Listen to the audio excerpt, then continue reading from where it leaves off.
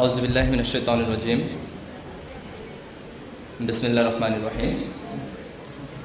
দক্ষিণ পূর্ব এশিয়ার সর্ববৃহৎ ছাত্র সংগঠন বাংলাদেশ ইসলামী ছাত্র শিবির নরসিংদী জেলা শাখা কর্তৃক আয়োজিত আজকের এই এসএসসি এবং দাখিল পরীক্ষায় এ+ প্রাপ্ত সফল ছাত্রছাত্রী ভাই এবং বোনদের সম্বর্ধনা অনুষ্ঠানের সম্মানিত সভাপতি, আজকের অনুষ্ঠানের সম্মানিত প্রধান অতিথি, বিশিষ্ট শিক্ষাবিদ, বিশিষ্ট বিজ্ঞানী, ঢাকা বিশ্ববিদ্যালয়ের ফার্মেসি অনুষদের সাবেক ডিন, বাংলাদেশ শিল্প এবং গবেষণা পরিষদের সাবেক chairman professor doctor Chowdhury Mahmud Hasan sir, উপস্থিত অন্যান্য সুধীবৃন্দ, অভিভাবকবৃন্দ এবং আমার একান্ত প্রিয় ছাত্র এবং ছাত্রী ভাই এবং বোনেরা, যাদেরকে লক্ষ্য করি আমাদের আজকে এই অনুষ্ঠানের আয়োজন, আসসালামু আলাইকুম রহমতুল্লাহ। আমি আল্লাহ তাআলার কাছে শুকরিয়া জ্ঞাপন করছি যে আল্লাহ এরকম একটি সুন্দর প্রোগ্রামে উপস্থিত হওয়ার তৌফিক দান করেছেন। একই সাথে আমি আন্তরিকভাবে ধন্যবাদ জানাচ্ছি নরসিংদী জেলা ছাত্র শিবির শাখাকে, যারা অত্যন্ত কষ্ট এবং পরিশ্রম করে নরসিংদীর এই সফল ছাত্র এবং ছাত্রীদেরকে সম্বর্ধনা দেওয়ার এই সুন্দর প্রোগ্রামটি আয়োজন করেছে।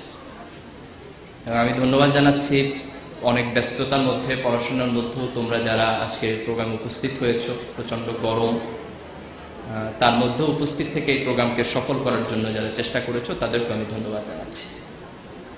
আমি আমার বক্তব্যের শুরুতেই ফর্মালি তোমাদেরকে কংগ্রাচুলেশন জানাচ্ছি যে জীবনের প্রথম পাবলিক পরীক্ষা, যেটিকে নিয়ে অনেক ভয়, শঙ্কা, আনন্দ থাকে, সেই পাবলিক পরীক্ষায় তোমরা সফলতার সাথে উত্তীর্ণ হতে পেরেছো এবং সর্বোচ্চ ফলাফল যেটি সেই এ+ তোমরা অর্জন করেছো।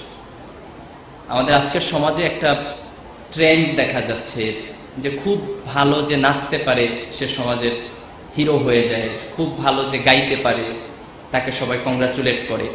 এই সমাজে ক্লোজ আপ প্রতিযোগিতা খুব বেশি করে হয়, কিন্তু খুব ভালো যে পড়তে পারে, খুব ভালো যে ফলাফল করতে পারে তাকে এনকারেজ করার মতো ইন্টেন্সিভ আমাদের সোসাইটিতে খুব কম। অথচ হিস্টোরিক্যালি এটা প্রুভড, খেলাধুলা, গান, শিল্প বা সাহিত্য দিয়ে কোনো জাতির উন্নতি হয় না। একটা জাতির সত্যিকারের উন্নতি হয় তার জ্ঞান, বিজ্ঞান এবং প্রযুক্তির জায়গা থেকে। সেই দৃষ্টিকোণ থেকে জাতিগতভাবে আমরা যদি উন্নতি অর্জন করতে চাই, তাহলে নিঃসন্দেহে আমাদের জাতির সবচেয়ে মেধাবী সন্তানদের আমাদের সেলিব্রেট করা উচিত। এটি এই সমাজের যত বেশি আমরা করতে পারবো তত বেশি মেধাবীরা জন্ম নেবে। একটি সমাজে মেধাবীদের কদর না থাকলে সে সমাজে মেধাবীদের জন্ম হয় না। কাজে ছাত্র শিবিরের পক্ষ থেকে যে উদ্যোগটি গ্রহণ করা হয়েছে, আমরা আশা করি সমাজের অন্যান্য অংশ থেকে, সমাজের সিভিল সোসাইটির পক্ষ থেকে, অন্যান্য রাজনৈতিক সংগঠনের পক্ষ থেকে এবং কালচারাল সংগঠনের পক্ষ থেকে মেধাবী সন্তানদের উৎসাহিত করার জন্য, তাদের অনুপ্রেরণা দেওয়ার জন্য এই জাতীয় প্রোগ্রাম তারাও আয়োজন করবে বলে আমরা আশা করি। একই সাথে আমি তোমাদেরকে একটু বিনয়ের সাথে এটি স্মরণ করিয়ে দিতে চাই যে এবছর এসএসসিতে টোটাল এ+ পেয়েছে most probably 62,000। This is a huge number. আমি আমার বাপ দাদাদের কাছে গল্প শুনছি যে একটা সময় ছিল যখন এসএসসি পাশ করলে কেউ কাউকে দেখতে যেত যে অমুক পরিবারের ছেলেটা এসএসসি পাশ করেছে। মানে at that very time literacy rate খুব কম ছিল, এসএসসি পাশ করাকে অনেক বড় কিছু বলে মনে করতো। আর এখন তোমাদের বোধহয় এই অভিজ্ঞতাটা হয়েছে যে এ+ পাওয়ার পরও কেউ আসলে খুব বেশি একটা চোখ তুলে তাকায় না যে এ+ পাইছে। মানে এত বেশি এ+ এর ভিড়, হাঁটতে গেলে যে কোন জায়গায় গায়ে ধাক্কা লাগে এর কোনো হিসাব কিতাব নাই। বরং এ+ না পাইলে তোমার দিকে এমন একটা দৃষ্টিতে জাগাবে তুমি একটা গাধাগরু টাইপের কিছু একটা, এ+ মোটেও পাও নাই। মানে ইউ মাস্ট আন্ডারস্ট্যান্ড যে এখন এ+ পাওয়াটা এটাও একটা সিম্পল জায়গায় এসে নেমে এসেছে। তোমার জীবনের এটা মাত্র শুরু, এরপরে আরো অনেক লম্বা সময় আছে। আমাদের ভালো শিক্ষা প্রতিষ্ঠানগুলোতে, বুয়েটে, মেডিকেলে, ঢাকা বিশ্ববিদ্যালয়ে টোটাল ছাত্রদের যে সিট সংখ্যা, যে অ্যাকোমোডেশন সংখ্যা, তার তুলনায় এ+ এর সংখ্যাটা অনেক বেশি। কাজে তোমরা যদি কেউ মনে করো যে তোমার জীবনের এই সফলতা মানে তুমি একেবারে হিমালয় পর্বতের চূড়ায় উঠে গেছো কিংবা জান্নাতের একেবারে কাছাকাছি চলে গেছো, তাহলে তোমার এই ধরনের ধারণাটা ঠিক হবে না। তুমি মাত্র একটা স্ট্রাগল শুরু করলা, তোমার সামনে আর একটা মহা সমুদ্র পড়ে আছে, এই সমুদ্রে একটু একটু করে তোমাকে পাড়ি দিতে হবে। তোমার নষ্ট হয়ে যাওয়ার সম্ভাবনা সব সময় থাকবে। একটা ছেলে এসএসসি তে প্লাস পাইছে, তার মানে এই না যে সে ইন্টারমিডিয়েটে ফেল করতে পারবে না, বা ইন্টারমিডিয়েটে 2 পাইতে পারবে না, 3 পাইতে পারবে না, সে একটু পড়াশোনা না করলেই হবে, খুব ইজিলি কিন্তু সেইটা হতে পারে। কিন্তু তুমি যদি আবার ইন্টারমিডিয়েট এ প্লাস পাইতে চাও, তাহলে তোমাকে অনেক পরিশ্রম করতে হবে।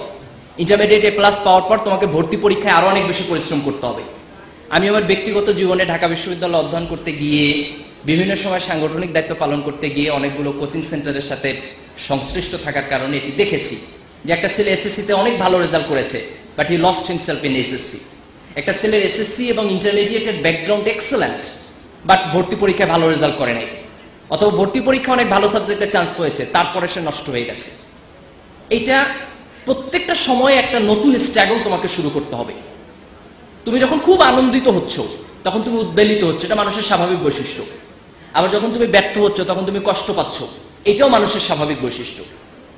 অসাধারণত্ব হচ্ছে এই জায়গায় যে কোনো আনন্দই তোমাকে সীমানা ছাড়া উদ্বেলিত করবে না, আবার কোনো ব্যর্থতাই তোমাকে এতটা হতাশ করে দিবে না যে তুমি শেষ হয়ে গেছো।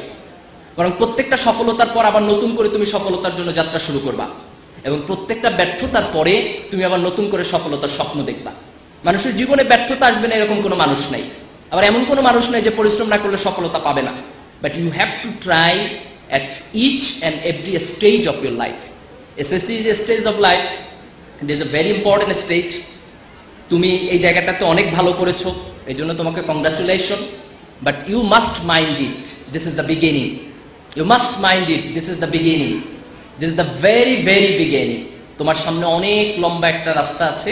এই রাস্তার প্রত্যেকটা ধাপে তোমাকে আরো অনেক বেশি কষ্ট করতে হবে, অনেক বেশি পরিশ্রম করতে হবে, অনেক দূর সামনে পথে যাইতে হবে যদি তুমি তোমার জীবনের সফলতার যে দ্বার প্রান্ত সেটিকে স্পর্শ করতে চাও। কাজে এসএসসির এ প্লাসটা তোমার মনে যেন কোনো প্রকার অহংকারের জন্ম না দেয়, যেটি পরবর্তীতে তোমার পরিশ্রমকে কিংবা পরবর্তীতে তোমার ফলাফলকে অনেকটা নেগেটিভলি ইন্টারপ্রেট করে। এটা আমার রিকোয়েস্ট থাকবে তোমাদের প্রতি। একটা জিনিস দেখো, মানুষের জীবনে বড় হতে অনেক কষ্ট করতে হয়, কিন্তু নষ্ট হইতে মানুষের জীবনে কষ্ট করতে হয় না। আমি সায়েন্সের ছাত্র, সায়েন্সও এই থিওরিটা বলে। নিউটনের গল্পটা আমাদের সবার জানা। উনি একদিন আপেল বাগানে বসেছিলেন, হঠাৎ চুপ করে একটা আপেল পড়লো ওনার মাথার উপরে। তো উনি চিন্তা করতেছিলেন যে আপেলটা নিচে পড়লো কেন, এটা উপরে গেল না কেন। অনেক চিন্তা করে উনি পাইলেন যে এটা একটা গ্রাভিটেশন কারণ, যে গ্রাভিটেশনাল একটা ফোর্স আছে। তো এটা নিউটন আবিষ্কার না করলেও আমরা বুঝতাম, আপেল যেহেতু নিচে পড়ে নিশ্চয়ই নিচে একটা ফোর্স আছে, এত কষ্ট করে নিউটনের আবিষ্কার না করলেও এটা হতো। তো এই যে গ্রাভিটেশনাল ফোর্স নিচের দিকে টানতেছে, ঠিক মানুষের প্রবৃত্তির মধ্যে একটা নেগেটিভ ফোর্স আছে। এই নেগেটিভ ফোর্স সবসময় তোমাকে নিচের দিকে টানে। তোমাকে এখন পড়াশোনা না করলে ভালো, তুমি নষ্ট হয়ে গেলে ভালো, তুমি আনন্দ করলে ভালো, তুমি ফুর্তি করলে ভালো, এই নেগেটিভ দিকগুলো সবসময় তোমাকে নিচের দিকে ইন্টারঅ্যাক্ট করে। তার বিপরীতে নিজেকে কন্ট্রোল করে একটা ভালো ফলাফলের দিকে এগিয়ে যাওয়া, এটি কিন্তু খুব কষ্টকর। তুমি যদি ভালো করতে চাও, তোমাকে এসএসসিতে ভালো করতে হবে, ইন্টারমিডিয়েটে ভালো করতে হবে, ভর্তি পরীক্ষায় ভালো করতে হবে, ইউনিভার্সিটিতে গিয়ে ভালো করতে হবে, পিএইচডি করতে গিয়ে ভালো করতে হবে। আর তুমি যদি খারাপ করতে চাও, তাহলে তুমি সব ভালো করার পরে হঠাৎ করে নষ্ট হয়ে যেতে পারো। তুমি অ্যাডিক্টেড হয়ে গেলেই হবে, তোমার নষ্ট হওয়ার জন্য বেশি কষ্ট করতে হবে না। তুমি একটা পরীক্ষা না দিলেই হবে, তোমার পরীক্ষা ফেল করার জন্য এর চাইতে বেশি কষ্ট করতে হবে না। এখন ধরো দুইটা লোক যে এসএসসি পরীক্ষায় খারাপ করলো, আর আরেকটা লোক এসএসসিতে ভালো করলো, ইন্টারমিডিয়েটে ভালো করলো, তারপর ভর্তি পরীক্ষায় যায় খারাপ করলো। এই দুইয়ের মধ্যে বেশি সফলকে আর বেশি ব্যর্থকে? This a very confusing question. ধরো একটা লোক পাহাড়ে উঠতেছে, একজন 500 ফিট ওঠার পর পা পিছলে পড়ে গেল, আর আরেকজন 1000 ফিট ওঠার জন্য পা পিছলে পড়ে গেল। এখন তোমার কাছে তো মনে হবে যে 1000 ফিট উঠছে সে মোর সফল, মোর সাকসেসফুল। কিন্তু সায়েন্স বলে যে বেশি উপর থেকে পড়বে তার পা একটা বেশি ভাঙবে। 500 ফিট থেকে পড়লে যদি একটা হাত ভাঙে, 1000 ফিট থেকে পড়লে একটা হাতও ভাঙবে, একটা পাও ভাঙবে। কারণ তখন ওখানে গ্র্যাভিটির ফোর্সটা বেশি হয়, তার অ্যাক্সিলারেশনটা বেশি হয়। তার মানে একটা মানুষ ভালো করার পর তার ব্যাপারে কিন্তু প্রত্যাশা বেড়ে যায়, এক্সপেকটেশন বেড়ে যায়। তুমি যখন এসএসসিতে এ প্লাস পেয়েছো, তখন দেশের এক্সপেকটেশন তোমার ক্ষেত্রে বেড়ে গেছে, তোমার বাবা মার এক্সপেকটেশন তোমার ক্ষেত্রে বেড়ে গেছে, তোমার টিচারদের এক্সপেকটেশন বেড়ে গেছে, তোমার শিক্ষা প্রতিষ্ঠানের এক্সপেকটেশন বেড়ে গেছে। কাজে এই সময়ে পরে গিয়ে যদি তুমি খারাপ করে ফেলো, তাহলে এই বড় এক্সপেকটেশনের জায়গা থেকে যে আঘাতটা তুমি নিজে পাবা বা তোমার অভিভাবকরা পাবে, সেই আঘাতটা অনেক বড় বেশি বড় হবে। এটা তুমি এর চেয়ে আগে নষ্ট হয়ে যাও ভালো ছিল, পরে নষ্ট হয়ে যাওয়াটা অনেক বেশি খারাপ। এই কারণে এসএসসির এ প্লাস এটা সেলিব্রেট করার কোনো বিষয় না। এসএসসির এ প্লাস হচ্ছে তোমার রেসপন্সিবিলিটি নেওয়ার বিষয়। এসএসসির এ প্লাস হচ্ছে তোমার মধ্যে একটা আত্মবিশ্বাস জন্ম নিল যে তুমি পারবা, তুমি এই দেশের টপ মোস্ট মেধাবীদের একটা অংশ। তুমি যদি পরিশ্রম করো, তুমি যদি যোগ্যতা প্রমাণের জন্য